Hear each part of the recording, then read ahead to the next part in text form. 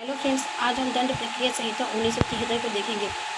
दंड प्रक्रिया संबंधी का समेकन और संशोधन करने के लिए अधिनियम भारत गणराज्य के 24वें वर्ष में संसद द्वारा निम्नलिखित रूप से अधिनियमित है। अध्याय 1 में देखा गया प्रारंभिक संक्षिप्त नाम, विस्तार और प्रारंभ।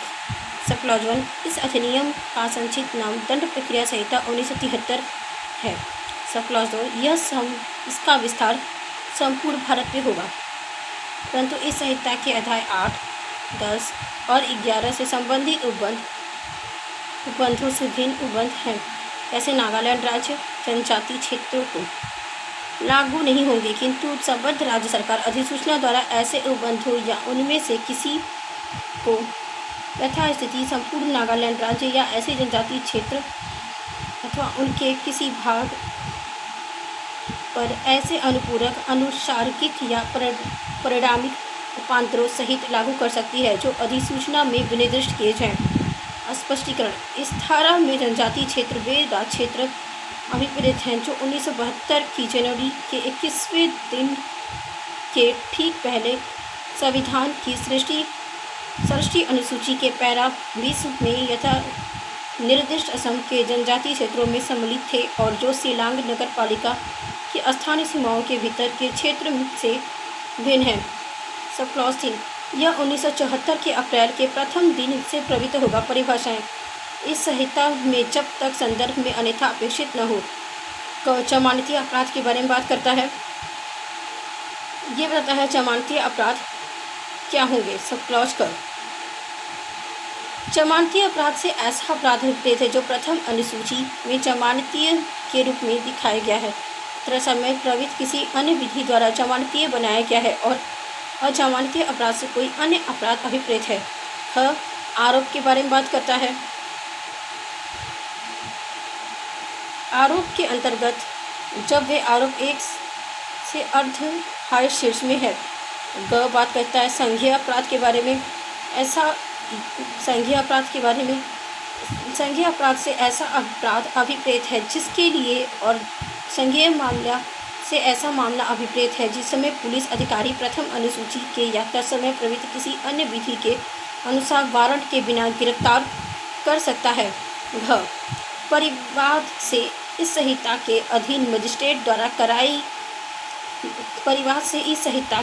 मजिस्ट्रेट द्वारा कार्रवाई किए जाने की दृष्टि से मौखिक या लिखित रूप में उससे किया गया यह अभिकथन अभिप्रेत है कि किसी व्यक्ति ने चाहे वह ज्ञात हो या अज्ञात अपराध किया है, किंतु इसके अंतर्गत पुलिस रिपोर्ट नहीं है।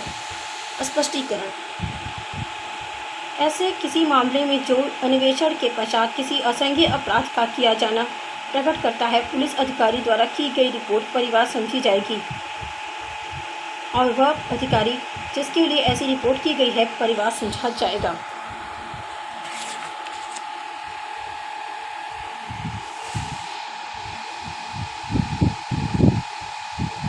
मतलब उच्च न्यायालय से अभिप्रेत है। क्लॉज 1, किसी राज्य के संबंध में उस राज्य का उच्च न्यायालय। क्लॉज 2, किसी ऐसे संघ राज्य क्षेत्र संबंध में जिस पर किसी राज्य के उच्च न्यायालय की अधिकारिता का विस्तार विधि द्वारा किया गया है वह उच्च न्यायालय। क्लॉज 3, किसी अन्य संघ राज्य क्षेत्र के संबंध में भारत के उच्चतम न्यायालय से भिन्न उस संघ राज्य क्षेत्र के लिए दंडित अपील का सर्वोच्च न्यायालय। भारत से वे राज्य क्षेत्र अभिप्रेत हैं जिन पर इस संहिता का विस्तार है।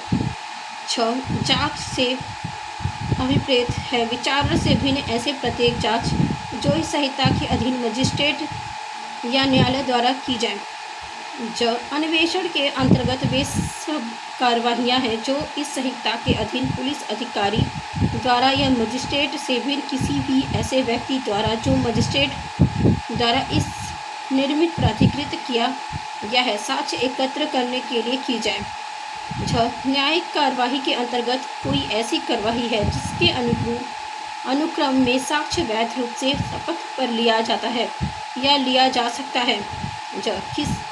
किसी न्यायालय या मजिस्ट्रेट के संबंध में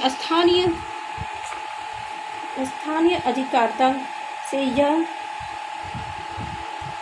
स्थानीय अधिकारता क्षेत्र अभिप्रेत है जिसके भीतर ऐसा न्यायालय या मजिस्ट्रेट इस संहिता के अधीन अपने या किन्हीं शक्तियों का प्रयोग कर सकता है और ऐसे स्थानीय क्षेत्र में संपूर्ण राज्य का कोई भाग समाविष्ट हो सकता है जो राज्य सरकार अधिसूचना द्वारा विनिर्दिष्ट करे। तो महानगर क्षेत्र के बारे में बताया गया है। महानगर क्षेत्र से वह क्षेत्र अभिप्रेत है जो धारा 8 के अधीन महानगर क्षेत्र घोषित किया गया है।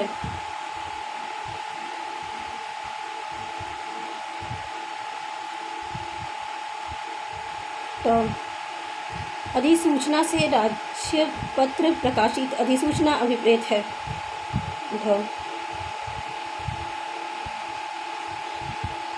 अपराध से कोई ऐसा कार्य या लोक अभिप्रेत है जो तत्समय प्रवृत्त किसी विधि द्वारा दंडनीय बना दिया गया है और इसके अंतर्गत कोई ऐसा कार्य भी है जिसके बारे में पशु अत्याचार अधिनियम 1871 का सब क्लॉज 1 की धारा 20 के अधीन परिवाद किया जा सकता है।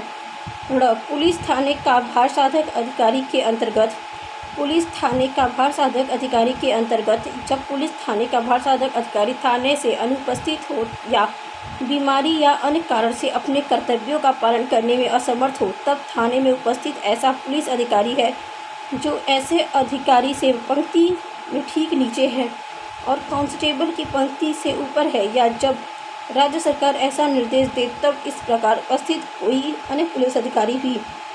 तो स्थान के बारे में बताया गया है। स्थान के अंतर्गत गृह, भवन, तंबू या चलियान भी शामिल हो सकता है। जहाँ भी घटना घटती है वहाँ पे CRPC लागू होगी। तो किसी न्यायालय में किसी कार्यवाही के बारे में प्रयोग किए जाने पर प्लीटर में से न्यायालय में तत्समय प्रवृत्त किसी विधि द्वारा उसके अधीन विधिक व्यवसाय करने के लिए प्राधिकृत व्यक्ति अभिप्रेत है और इसके अंतर्गत कोई भी अन्य व्यक्ति है जो ऐसी कार्यवाही में कार्य करने के लिए न्यायालय की अनुज्ञा से नियुक्त किया गया है।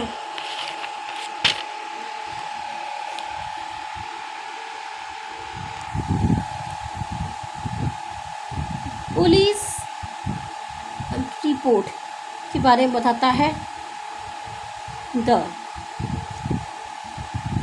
बात करता है पुलिस रिपोर्ट के बारे में। पुलिस रिपोर्ट से पुलिस अधिकारी द्वारा धारा 173 की उपधारा सब क्लॉज 2 के अधीन मजिस्ट्रेट को भेजी गई रिपोर्ट अभिप्रेत है। पुलिस थाना के बारे में बात किया गया। पुलिस थाने से कोई भी चौकी या स्थान अभिप्रेत है जिस राज्य सरकार द्वारा साधारणतः या विशेषतः पुलिस थाना घोषित किया गया है और इसके अंतर्गत राज्य सरकार द्वारा इस निर्मित विनिर्दिष्ट कोई स्थानीय क्षेत्र भी है। विहित से इस संहिता के अधीन बनाए गए नियमों द्वारा विहित अभिप्रेत है। पर लोक अभियोजक से धारा 24 के अधीन नियुक्त व्यक्ति अभिप्रेत है और इसके अंतर्गत लोक अभियोजक के निर्देशों के अधीन कार्य करने वाला व्यक्ति भी है।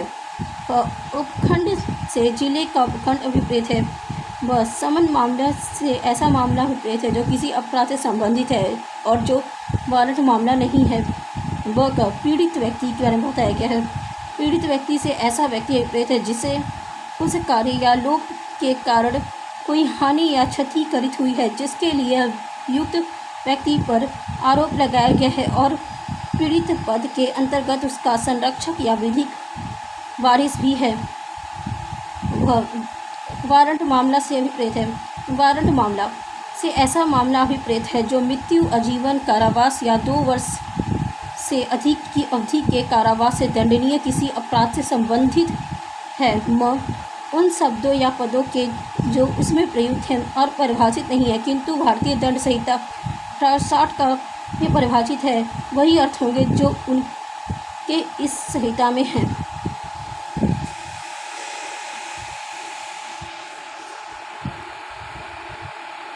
सेक्शन 3 निर्देशों का अर्थ लगाना। सब क्लॉज 1 इस संहिता में निर्देशक शब्द के बिना मजिस्ट्रेट के प्रति निर्देश का अर्थ जब तक कि संदर्भ में अन्यथा अपेक्षित न हो।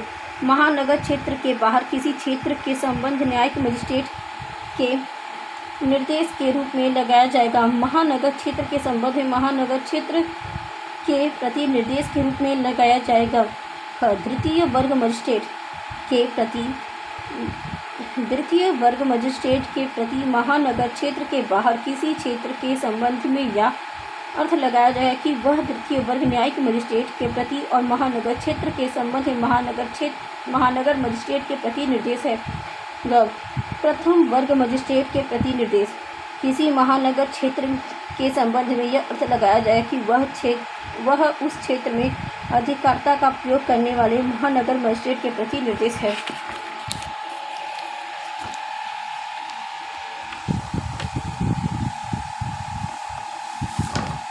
किसी अन्य क्षेत्र के संबंध में यह अर्थ लगाया जाएगा कि वह उस क्षेत्र से अधिकारित का प्रयोग करने वाले प्रथम वर्ग न्यायिक मजिस्ट्रेट के प्रति निर्देश है। मुख्य न्यायिक मजिस्ट्रेट के प्रति निर्देश का किसी महानगर क्षेत्र के संबंध में यह अर्थ लगाया जाएगा कि वह उस क्षेत्र में अधिकारिता का प्रयोग करने वाले मुख्य महानगर मजिस्ट्रेट के प्रति निर्देश है।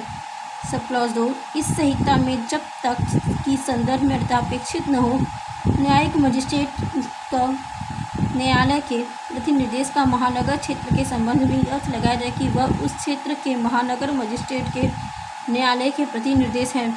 सब क्लॉज 3 जब तक कि संदर्भ में अपेक्षित न हो, इस संहिता के प्रारंभ के पूर्व पारित किसी अधिनियम में प्रथम वर्ग मजिस्ट्रेट के प्रति निर्देश का यह अर्थ लगाया जाएगा कि वह प्रथम वर्ग न्यायिक मजिस्ट्रेट के प्रति निर्देश है। द्वितीय वर्ग मजिस्ट्रेट के प्रति का यह अर्थ लगाया जाएगा कि वह द्वितीय वर्ग न्यायिक मजिस्ट्रेट के प्रति निर्देश है। प्रेसिडेंसी मजिस्ट्रेट या मुख्य प्रेसिडेंसी मजिस्ट्रेट के प्रति निर्देश का यह अर्थ लगाया जाएगा कि वह क्रमशः महानगर मजिस्ट्रेट या मुख्य महानगर मजिस्ट्रेट के प्रति निर्देश है।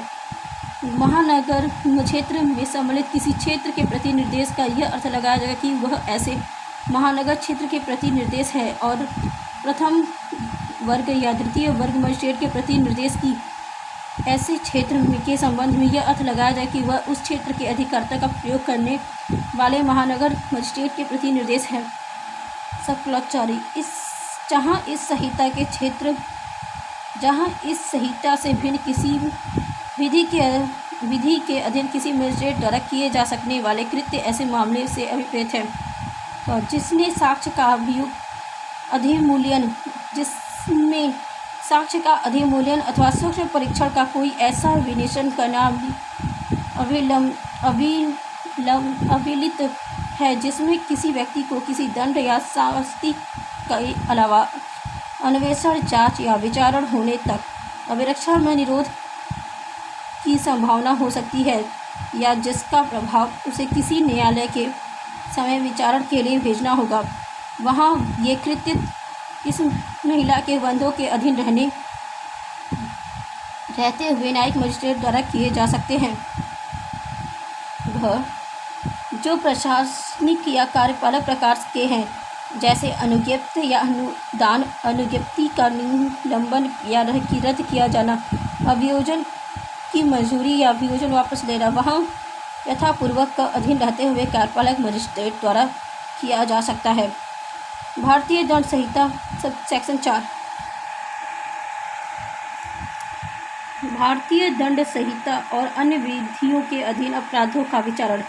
भारतीय दंड संहिता 1860 का 45 के अधीन सब अपराधों का अन्वेषण, जांच, विचारण और उनके संबंध में अन्य कार्यवाही इसमें इसके पश्चात अंतर्विष्ट बंधों के अनुसार की जाएगी। सब क्लॉज 2 किसी अन्य विधि के अधीन सब अपराधों का अन्वेषण, जांच, विचारण और उनके संबंध में अन्य कार्यवाही इन्हीं उपबंधों के अनुसार, किंतु ऐसे अपराधों के अन्वेषण, जांच, विचारण या अन्य कार्यवाही की रीति या स्थान का विनियम करने वाले तत्समय प्रवृत्त किसी अधिनियमित के अधीन रहते हुए की जाएगी।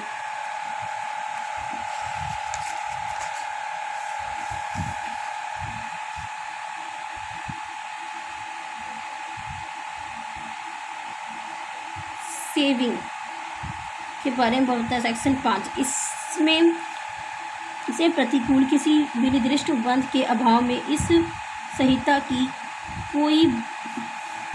कोई बात तत्समय प्रवृत्त किसी विशेष या स्थानीय विधि पर या तत्समय प्रवृत्त किसी अन्य विधि द्वारा प्रवृत्त किसी विशेष अधिकार या शक्ति या उस विधि द्वारा प्रवृत्त किसी विशेष प्रक्रिया पर नहीं प्रभाव डालेगी।